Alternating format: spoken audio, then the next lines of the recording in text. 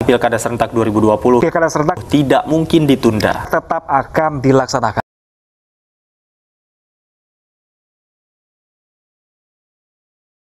Dewan Juri yang terhormat, dalam pidato Soekarno tanggal 1 Juni mengatakan atas keyakinannya bahwa Indonesia akan kuat dengan permusyawaratan perwakilan. Assalamualaikum warahmatullahi wabarakatuh. Salam Pancasila. Perkenalkan, nama saya Sarping Saputra sebagai pembicara pertama, Sarpan Fadan Muhammad sebagai pembicara kedua, sedangkan Muhammad Ivan Cahyadi sebagai pembicara ketiga. Dewan Juri yang terhormat, serta sahabat kuliah kami dari tim kontra. Sebelum masuk kepada inti perdebatan kita, marilah kita membahas sedikit tentang mosi perdebatan ini. Pemilihan kepala daerah dan wakil kepala daerah, atau lebih populer disingkat menjadi pilkada, adalah pemilihan umum untuk memilih kepala daerah secara langsung di Indonesia oleh penduduk daerah setempat yang memenuhi ketentuan peraturan perundang-undangan. Pemilihan kepala daerah bukan cuma mekanisme politik untuk mengisi jabatan demokratis, tetapi juga sebuah implementasi pelaksanaan otonomi daerah atau desentralisasi politik yang sesungguhnya. Sedangkan yang diartikan dengan new normal adalah adaptasi baru menurut peraturan Menteri Kesehatan, yang artinya adanya inovasi agar kegiatan tetap dapat dilakukan dengan memperhitungkan dampak dan situasi. Dewan Juri yang terhormat, untuk membawa perdebatan kita lebih objektif dan sistematis, maka yang kami maksud dengan pemilihan kepala daerah adalah pemilihan kepala daerah yang dilaksanakan dengan menggunakan protokol kesehatan dan esensi pilkada tetap dapat dioptimalkan. Dewan Juri yang terhormat, sebelum masuk kepada ranah argumentasi kami akan menjelaskan terlebih dahulu latar belakang dari munculnya mosi perdebatan ini. Ada dua instrumen politik penting menjadi kebijakan, yakni pemilihan dan desentralisasi. Salah satu langkah fundamental dalam kebijakan desentralisasi yakni pelaksanaan pemilihan kepala daerah secara langsung di Indonesia. Tetapi karena situasi new normal mengakibatkan pelaksanaan pilkada ini sempat ditunda dari tanggal 23 September 2020 diundur menjadi tanggal 9 Desember 2020. Akibat pelaksanaan yang akan digulirkan kembali pilkada ini menuai pro dan kontra. Padahal Dewan Juri yang terhormat, pelaksanaan pilkada ini tetap dapat dioptimalkan dengan dasar-dasar terhadap protokol kesehatan. Di samping itu juga, akibat penundaan pilkada ini, yang ini artinya sudah ada langkah-langkah yang akan dibuat pemerintah untuk melaksanakan pilkada yang akan dilaksanakan tanggal 9 Desember nanti. Dewan Juri yang terhormat, pelaksanaan pilkada pada situasi new normal ini akan membuat demokrasi yang sedang dibangun menumbuhkan kematangan-kematangan dan keadaan-keadaan koheren dengan ketatanegaraan Indonesia. Upaya untuk mewujudkan sebuah negara yang demokrasi yang berjalan pada rel hukum yang akan dijelaskan oleh pembicara kedua kami haruslah perlu diperjuangkan dengan sebuah sikap optimis. Dewan Juri yang terhormat, bukankah Indonesia menganut paham demokrasi Pancasila, yang dalam hal ini demokrasi Pancasila adalah kerakyatan yang dipimpin oleh hikmah kebijaksanaan dalam permusyawaratan perwakilan yang tercantum dalam alinea keempat Undang-Undang Dasar Negara Republik Indonesia tahun 1945. Dengan hal itu, salah satu cirinya yaitu pelaksanaan pemilihan secara berkesinambungan. Dewan Juri yang terhormat, alasan kami sangat menyetujui mosi perdebatan ini karena kami akan memberikan solusi terkait dengan pelaksanaan pemilihan kepala daerah nanti, yaitu kami memberikan solusi yaitu pelaksanaan pilkada digunakan dengan cara bergelombang yang terdiri atas gelombang 1, gelombang 2, dan gelombang 3. Jumlah penduduk dibagi atas 3 bagian dan masing-masing gelombang tersebut ada yang melakukan pemilihan di pagi hari, di siang hari, dan di sore hari. Dan terkait petugas TPS dapat dilakukan secara bergiliran, dan petugas TPS juga dapat melakukan sosialisasi kepada masyarakat, baik itu melalui lisan dan tulisan dengan cara memenuhi protokol kesehatan. Masyarakat juga dapat diwajibkan menggunakan masker, mencuci tangan sebelum dan sesudah pemilihan, dan untuk TPS-nya sendiri dapat dilakukan penyemprotan desinfektan secara menyeluruh. Sekian dari saya, lawan bicara adalah kawan terbaik kami dalam berpikir.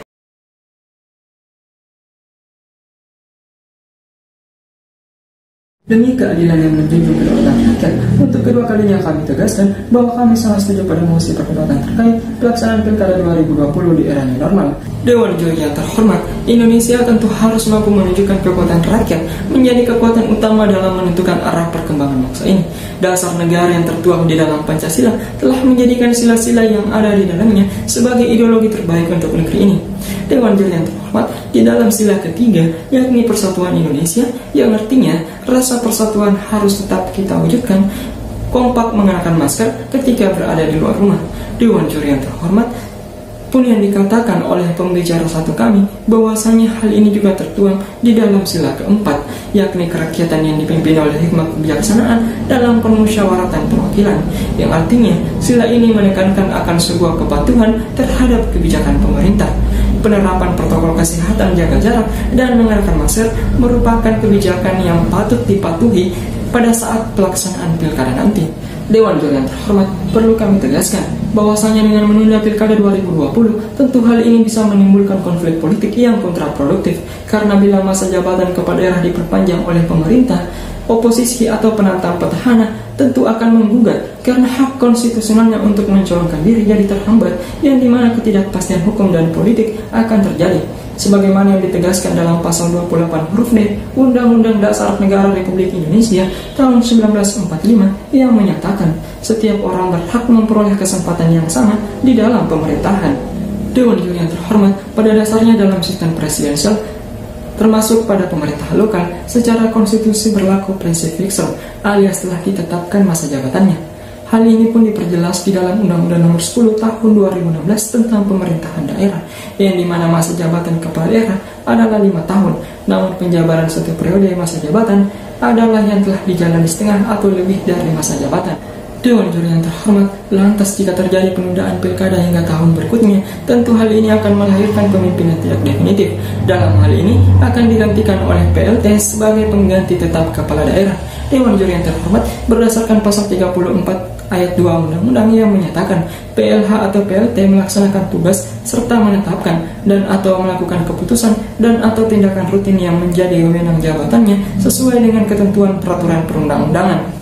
Yang kemudian, BKN mengeluarkan surat Kepala BKN nomor K-26.30.20.3 tentang kewenangan PLH dan PLT dalam aspek kepegawaian pada 5 Februari 2016 dengan maksud memperjelas Undang-Undang Administrasi Pemerintahan sebagaimana menyatakan badan dan atau pejabat pemerintahan yang mendapat wewenang melalui mandat tidak berhak mengambil keputusan dan atau tindakan yang bersifat strategis yang berdampak pada perubahan status hukum pada aspek organisasi, kepegawaian dan alokasi anggaran.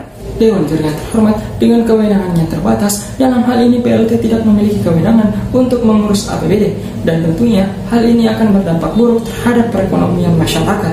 Dewan Juri yang terhormat, jelaslah bahwa pelaksanaan pilkada serentak tahun 2020 di era new normal sangatlah penting untuk dilaksanakan untuk meminimalisir terjadinya hal-hal demikian. Dewan Juri yang terhormat, maka itu pemerintah memberikan kepastian hukum melalui terbitnya Perpu Nomor 2 Tahun 2020 yang menjadi legitimasi bagi terselenggaranya pilkada serentak yang awalnya akan dilaksanakan pada 23 September menjadi 9 Desember 2020. Dewan Juri yang terhormat, keyakinan bahwa pilkada merupakan salah satu instrumen penting untuk menguatkan demokrasi sekaligus menegakkan kepastian hukum. Pilkada demokrasi aman dan sehat harus kita wujudkan bersama-sama.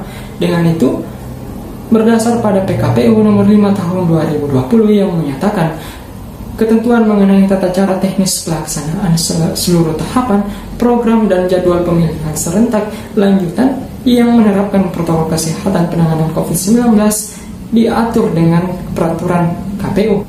Dewan Juri yang terhormat, keraguan atas adanya klaster baru penularan COVID-19 akan diredupkan melalui hadirnya BNPB sebagai lembaga yang memiliki kewenangan penanganan COVID-19 yang tentunya di dalamnya berisi para ahli kesehatan, ahli pandemiologi, dan para pakar. Ia juga telah memberikan surat jawaban bahwa pelaksanaan pilkada serentak dapat dilanjutkan dengan memenuhi protokol kesehatan dengan berdasar pada PKPU, Perpu, dan Bawaslu.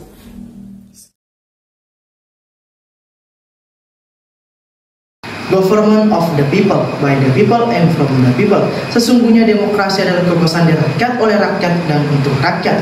Itulah sepenggal kata dari Abraham Lincoln yang mempresentasikan bahwasanya kekuasaan tertinggi berada di tangan rakyat. Terima kasih atas kesempatan yang telah diberikan. Dewan Juri yang terhormat, menurut Direktur Jenderal Politik dan Pemilihan Umum Kementerian Dalam Negeri menyatakan bahwasanya berbagai daerah yang melaksanakan pilkada tahun ini telah menyatakan kesiapannya, dan sebagaimana yang Termaktub di dalam naskah perjanjian hiba daerah telah ditetapkan bahwa anggaran untuk pilkada pada tahun ini sebesar 15 triliun dan adapun dana yang telah diseluruhkan adalah 9 triliun. Diharap dengan dana itu KPU dapat bertanggung jawab dan memastikan pilkada pada tahun ini berjalan lancar dan memastikan hak para calon kepala daerah, independensi penyelenggaraan dan menjamin keselamatan pemilih selama pilkada. Dewan Juri yang terhormat, menurut Branches Bidang Keboldaw dalam teori pemerintahan lokal dalam menciptakan lokal accountability, political equality dan lokal responsif, menyatakan bahwasanya pilkada atau pemilihan umum dilaksanakan sebagai upaya pengimplementasian demokratisasi di tingkat lokal ataupun di tingkat daerah.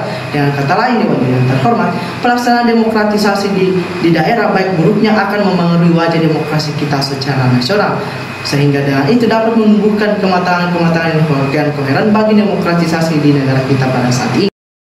Dewan Juri yang terhormat, sebagaimana yang telah dijelaskan oleh pembicara kedua dari tim kami, bahwa jika pilkada ditunda pada tahun ini akan memberikan masalah bagi sistem ketatanegaraan di negara kita. Dan kaitkan dengan pernyataan dari Menteri Dalam Negeri Tito Karnavian yang menjelaskan bahwasanya jika pilkada ditunda pada tahun ini, maka akan ada 270 pelaksana tugas yang akan memegang kendali di daerah. Dengan kata lain, Dewan Juri yang terhormat, pelaksana tugas ini hanya memiliki kewenangan yang terbatas sebagaimana diatur di dalam Undang-Undang Nomor 30 Tahun 2014 tentang Administrasi Pemerintahan dan Peraturan Pemerintah Nomor 49 Tahun 2008. Dengan kata lain, Dewan Juri yang terhormat, ini akan memberikan masalah bagi sistem ketatanegaraan kita karena terkadang pelaksana tugas melampaui kewenangannya dalam sebagai pelaksana tugas, terutama dalam reformasi birokrasi, dan itu merupakan bukan upaya dan bukan hak dan kewenangannya Dewan Juri yang terhormat.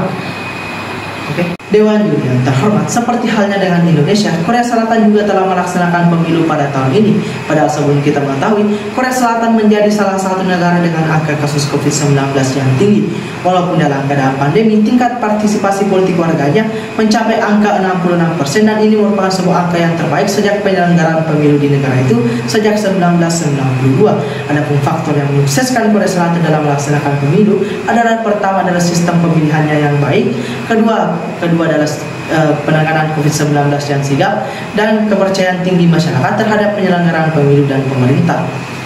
Juri yang terhormat, agar sistem pilkada pada tahun ini berjalan lancar dan masyarakat tidak merasa khawatir dan bersifat apatis terhadap penyelenggaraan pemilu pada tahun ini, maka dari itu kami selaku tim pro menawarkan sebuah solusi yang dapat dilakukan.